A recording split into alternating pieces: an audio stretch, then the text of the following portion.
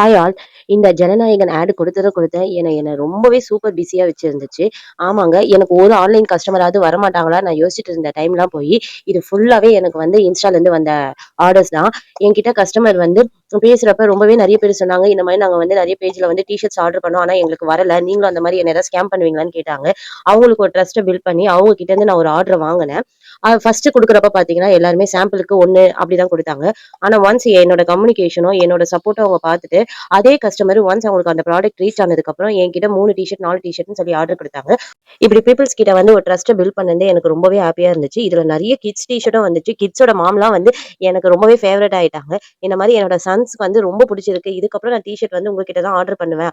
Super குவாலிட்டியா இருக்குன்னு சொன்னாங்க. எனக்கு ரொம்பவே ஹேப்பியா இருந்துச்சு. ஏன்னா நான் கிட்ஸ் தான் எனக்கு எப்பவுமே ஃபர்ஸ்ட் ஃபோக்கஸு.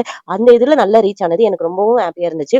உங்களுக்கும் உங்க கிட்ஸுக்கும் இந்த மாரி கஸ்டமைசேஷன் பண்ணா நீங்க எங்களுக்கு டிஎம் பண்ணுங்க. நாங்க உங்கள கான்டாக்ட் பண்ணுவோம். Thank you.